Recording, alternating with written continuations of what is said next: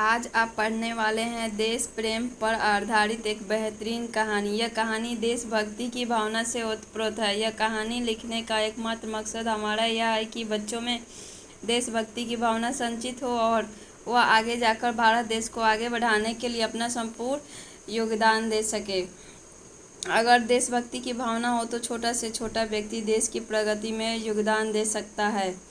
देश प्रेम की कहानी। एक समय की बात है, देश की सीमा के किनारे बसे एक गांव पर कुछ आतंकवादियों ने कब्जा कर लिया और वहां लूटपाट मचा दी। सैनिकों को सूचना मिली तो वह तुरंत ही उनसे निपटने के लिए चल पड़े।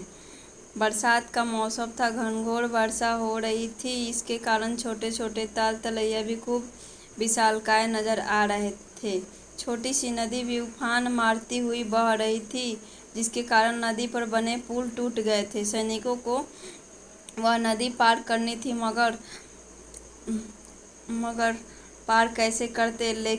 सैनिकों ने सोचा, कई प्रकार की युक्तियां लगाई, किंतु वह पार पाने में असमर्थ रहे। सैनिकों ने देखा कि पास में एक झोपड़ी है, उससे सहायता मांगी जाए। सैनिक उस झोपड़ी में गए। उस झोपड़ी में एक महिला थी जो दिन भर कार्य करती थी और अपनी झोपड़ी में रहती थी। उस महिला के पास अन्य कोई साधन या घर नहीं था। सैनिकों ने जब बात की, आतंकवादी की गांव पर कब्जा कर चुके हैं और हमें फौरन वहां पहुंचना है। इसके लिए यह नदी पार करने के लिए कुछ लकड़ियों की हमें आवश्यकता होगी, जिसके कारण हम नदी को पार कर पाएंगे। महिला ने पहले कुछ सोचा, फिर कहा कि मेरी झोपड़ी मैं दोबारा बना लूँगी।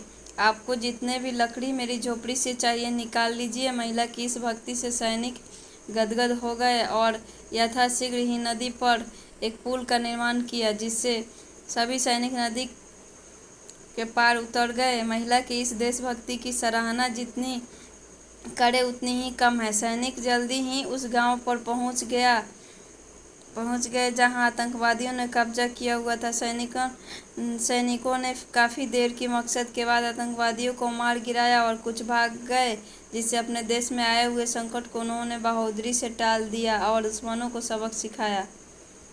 नैतिक शिक्षा। देश प्रेम और देश के भक्ति से बड़ा कोई धर्म नहीं है। देश है तो हम हैं, ऐसा मानकर देश की सेवा करनी चाहिए। अगर व्यक्ति को देशभक्ति का मौका मिले तो उसे ज़रूर अपना देश प्रेम दिखाना चाहिए। यही सर्वथा उचित है और धर्म भी यही है। सेना की बहादुरी।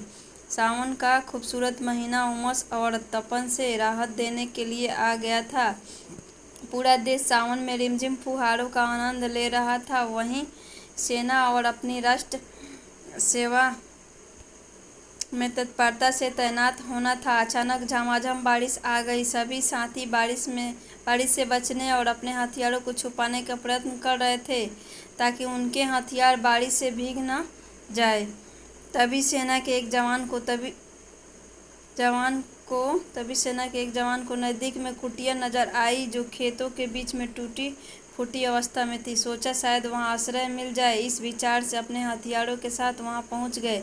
झोपड़ी में पहुंचने के बाद एक कादरी मिला, जो किसी कार्य में व्यस्त था। कादरी ने सैनिकों को बैठने के लिए कहा और भीतर छोटे से कोने में रखे मटके से पानी लाने गया। सैनिकों को कुछ अटपटा लगा। दूर से देखने पर यह झोपड़ी वीरान और टूटी फूटी लग रही थी। यहाँ व्यक्ति का होना आश्चर्य की बात थी।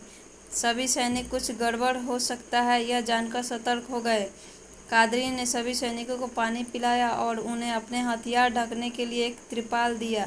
कादरी के चेहरे पर सिक्कन थी और शायद थोड़ा घबराया हुआ था। वह जाकर एक कोने में नमाज की मुद्रा में आसन जमा लिए। यह सैनिक खड़ा होकर बाहर की बारिश पर नज़र जमाने लगा। तभी उसके जूते के चोट से जमीन में खोल होने का आभास हुआ।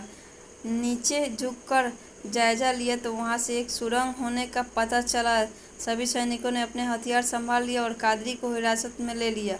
पूरी सतर्कता के साथ जब सुरंग का मुआयना किया गया तो वहां कुछ और आतंकवादी निकले, जो किसी बड़ी साजिश की फिराक में थे। यह सुरंग भीतर ही भीतर कहीं और कुटिया से जुड़े हुए थे, जो गुप्त आतंकी गतिविधियों के लिए प्रयोग किए जाते थे।